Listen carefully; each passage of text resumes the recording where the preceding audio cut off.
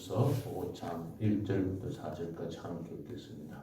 너희 중 장로들에게 권하노니 나는 함께 장로된 자요 그리스도의 고난의 증인이요 나타날 영광에 참여할 자니라.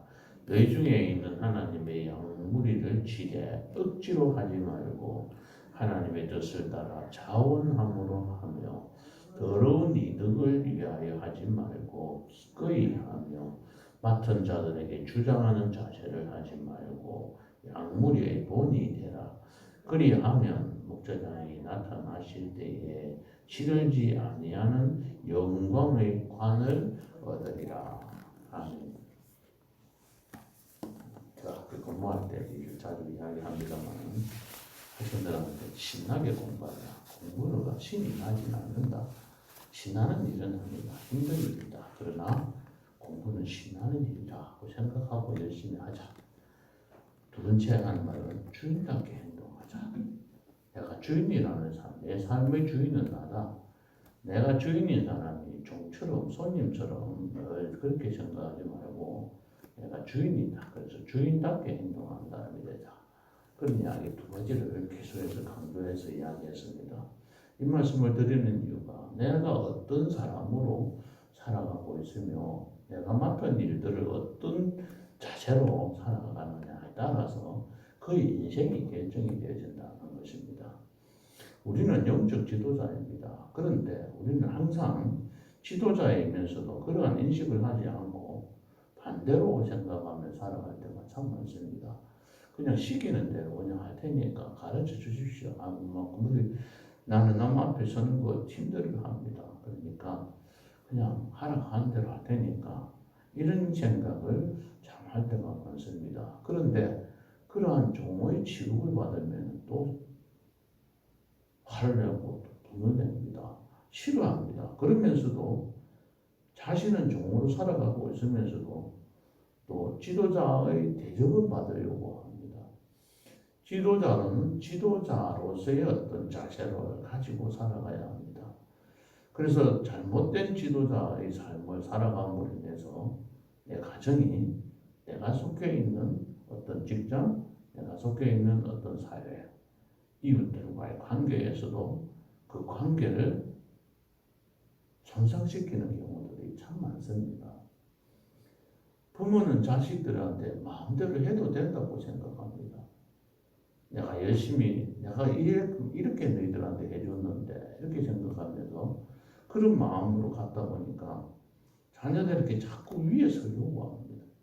그러니까 자기가 원하는 대로 안 되니까 자녀들한테 화를 내기도 하고 또는 언짢은 말들을 함부로 내뱉는 경우들이 참 많습니다. 그것은 지도자로서의 어떤 참된 자세로서 어떻게 해야 될 것인지를 바르게 행하지 못했기 때문에 오는 결과입니다. 이런 지도자들의 영향력이 엄청나게 큽니다. 부모의 영향력에 따라서 자녀가 그의 인생이 결정되기도 합니다. 부모를 보고 하나씩 배워갑니다. 어떤 애들은 친구들 보니까 부모가 술주전뱅이가 부모가 계셨어요. 아버지가 나는 절대로 저렇게 하지 않겠다. 나는 커서 절대로 그렇게 하지 않는다라고 하던 그 친구가 나중에 보니까 커서는 더 술을 많이 먹고 자기 아버지보다도 더 행패를 부리고 살아가더라고. 너 어릴 때 너 그런 말을 했잖아. 그랬는데 그러니까 뭐 그렇지만 나는 하면서 계속 그렇게 하고 있는 거야. 어떤 영향력을 받고 살아가느냐가 굉장히 중요하다는 것이죠. 이 지도자의 영향력은 아주 순탄한 경우에 평소에 일어나는 것이 아니라 어려우면 어려울수록 어려운 상황일수록 그 영향력은 더욱더 빛이 납니다. 주변 환경이 어둠이 짙으면 짙을수록 그 조그만 빛 하나가 그 어둠을 밝혀 나가듯이 어려운 상황 속에서 지도자가 어떻게 살아가야 하는 것인지 그 자체는 굉장히 중요하다는 것입니다. 그 마음 자세, 어떤 생각으로 행동하느냐에 따라서 많은 것이 달라집니다. 난세의 영웅이 출연한다고 하지 않습니까? 그래서 그런 지도자들의 생각이 굉장히 중요합니다. 저는 우리나라 대통령이 여러 가지 중에서 가장 마음에 들어가는 하나가 주일학교를 졸업한 사람입니다. 그가 지난 성탄 때 자기가 다니던 교회에 가서 예배를 드렸습니다. 한 200~300명 모였던 교회를 보라고 있습니다. 그 목사님이 재치 있게 그때 주일학교 수료증을 어디서 찾으셨던가 봐요. 그걸 복사를 다시 해가지고 대통령에게 선물을 했습니다. 제가 이 말씀을 드리는 이유가 주일학교를 졸업한 사람은 그래도 그 마음의 자세가 생각하는 게 남과는 다르다는 겁니다. 어릴 때 교회 교육을 받고 살았던 그 애가 그 사람이 커서도 그 밑바탕은 늘 그 마음대로 갖고 있다는 거예요. 주일학교 때 교육을 받았던 어린 시절에 교육을 받았던 그 마음의 자세가 밑바탕이 되어져서 오늘 나 그래도 어두운 세상을 밝혀나가는 그런 좋은 선한 영향력을 끼친다고 생각합니다. 하나님의 말씀대로 이 말씀대로 순종하며 살아가는 것이 굉장히 중요하다는 것이 오늘 기도하면서 말씀을 드렸습니다만 함께 기도했지만 이러한 환란 속에서 더욱더 그 모습이 빛이 나고 또 그런 생활 속에서 지도자로서 어린 우리 자녀들이 하나님 말씀대로 순종하고 살아가는 것이 승리하는 비결이다. 이런 말씀을 가지고 항상 생각하면서 살아가도록 합시다. 우리들은 가정에서 영적 지도자입니다. 우리 가정의 지도자이고 또 내가 만나는 친구들에게 선한 영향력을 이웃들에게 또 직장에서 또는 내가 속해 있는 그 장소에서 나와 만나는 사람들에게 선한 영향력을 끼치는 지도자다. 나는 종이 아니고 손님이 아니고 남 시키면 시킨 대로만 하고 살아가는 사람이 아니라 그들에게 좋은 영향력을 끼치는 사람이다. 그래서 이런 힘들고 어려운 상황 속에서 지도자의 힘이 더 필요하다. 어떤 자세로 살아가는 것이 더 중요하다 하는 것을 사도 베드로는 가르쳐주고 있는 거예요. 그래서 15절에 5장 1절에 보면 이 장로들에게 고난하니 장로들에게 고난다. 이 장로들 교회 지도자들에게 고난다. 이 장로라는 말은 엘드라는 뜻이죠. 나이가 많은, 니보다 나이가 많은 이런 뜻입니다. 그래서 교회에 여러 가지 해석이 나옵니다만은 일단 영적 지도자들, 남들보다도 앞자리 위에 서서 지도하는 사람들, 그런 사람이라는 겁니다. 구구 사진 한번 찾아봤더만 지도자라는 조직이나 집단에서 조직이나 교회나 가정이나 자기가 살고 있는 어떤 집단 그 모임에서 가장 높은 지위에 있는 사람 또는 조직이나 집단의 주된 역할을 주된 활동을 가장 앞장서서 주도하는 사람을 말한다.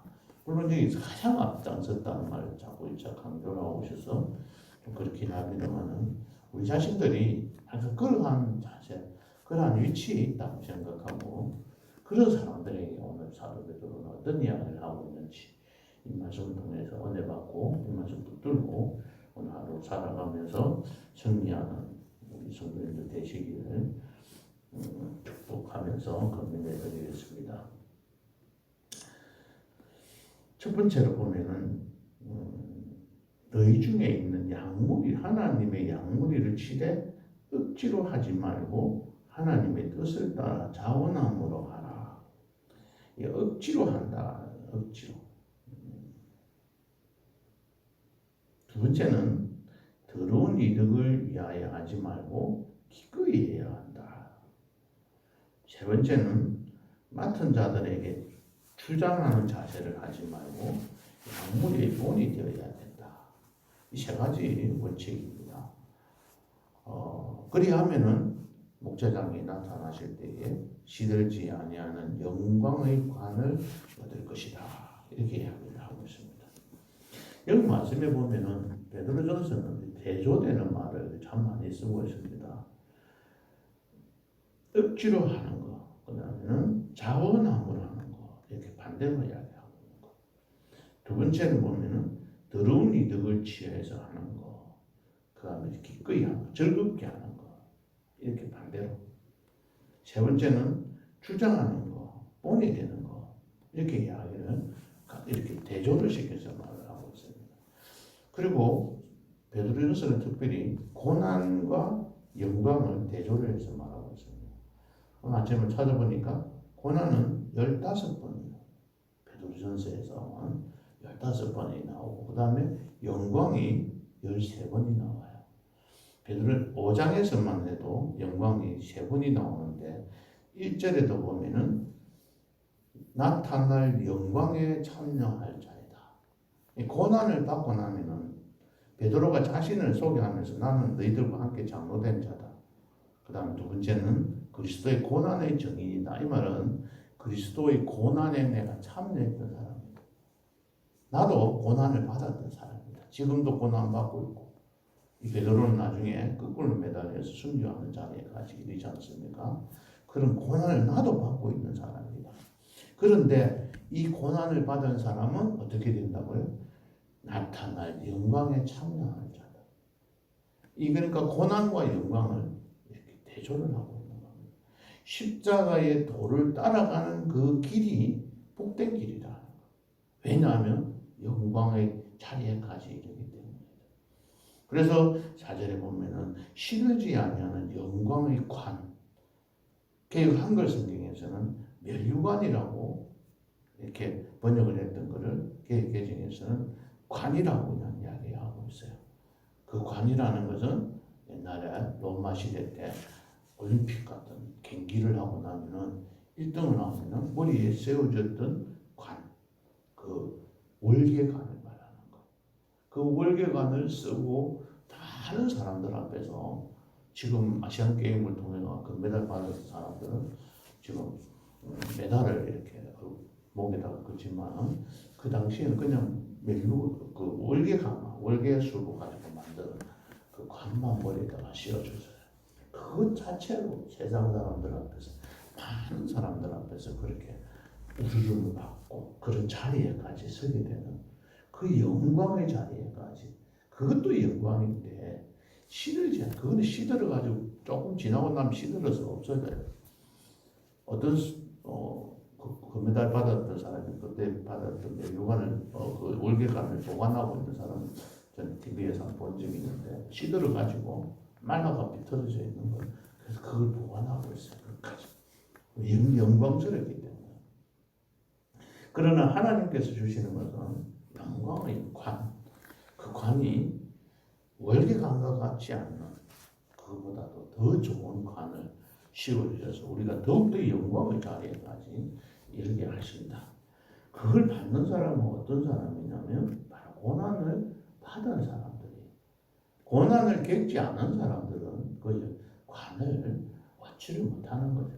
운동선수들이 그 힘들고 어려운 그 과정, 훈련의 과정들을 다 겪고 모든 것을 이겨내서 그 중간에 포기해버린 사람들은 그 메달을 못 받지 않습니까? 또 힘들다고 알고 나 못하겠다 해가지고 도망을 가버리고 또는 그것을 이겨내지 못해서 좌절하고 넘어져서 힘들게 어렵게 포기했던 사람들은 그 영광의 자리에까지 못 나갑니다. 그런데 그런 고난의 자리에 통과를 하지 않은 사람이 그 영광의 관을 쓴다는 것은 그건 거짓말입니다. 그런데 우리나라 사람들 모든 사람들이 다 이 관만 쓰려고 하고 고난은 피해가 도망가려고 한다. 내가 지금 이제 이 상황에서 당하고 있는 힘든 일이 어려우면 어려울수록 그 고난을 이겨낸 사람에게는 더 큰 영광스러운 관을 쓸 수 있음을 우리가 생각해야 되는데 그렇지 못합니다. 저도 그런 일을 당하면 엎드려서 하나님 너무 힘듭니다. 왜 이런 과정을 그렇게 해주십니까? 하고 하나님 앞에 대들기도 하고 망스럽게 기도할 때들이 참 많습니다. 이걸 이겨내는다는 것은 너무나 힘듭니다. 아무래도 아무나 할 수 있는 상황들이 아닙니다. 예수를 믿는 사람들은 힘들고 어려울수록 더욱더 이런 자리에 가야 된다는 거예요. 그래서 오늘 이 말씀 보면은 억지로, 그래도 억지로 하지 마라. 자원하는 마음으로 해라. 어떻게 자원하느냐면은 그냥 내가 열심히 하면 된다고 생각해서는 착각이라는 겁니다. 어떻게? 하나님의 뜻을 따라 자원해야 된다는 거예요. 내 생각대로만 열심히 하다 보니까 상처를 입는 거예요. 나의 뜻에 맞다고 생각해서 이렇게 생각할 때에는 그 고난을 이겨나갈 수가 없습니다. 이게 하나님의 뜻이구나. 이게 내가 지금 당하고 있는 이 어려움이 하나님께서 나에게 주시는 시련이구나. 이걸 이겨내는 자가 영광의 관을 쓸 수 있다고 했으니까 내가 이걸 참자. 그 자원하는 거예요. 그런 마음으로 내 자녀들이 너무 힘들게 나를 괴롭히고 힘들게 해요. 말도 안 듣고 괴롭혀요. 시킨 대로 하지도 않고 엠먹입니다. 근데 부모된 영적 지도자의 부모가 어떻게 해야 돼? 그래서 내가 부모니까 억지로 하는 게 아니라 하나님의 뜻에 따라서 자원하는 마음이에요. 두 번째는 어떻게 하나? 더러운 이득을 위하여 하지 마라. 뭔가 그 아들을 키워서 자녀를 키워서 내가 무슨 도움을 얻으려고 생각하지 마라. 그렇게 하지 말고 기꺼이 기분 좋게 즐겁게 해라.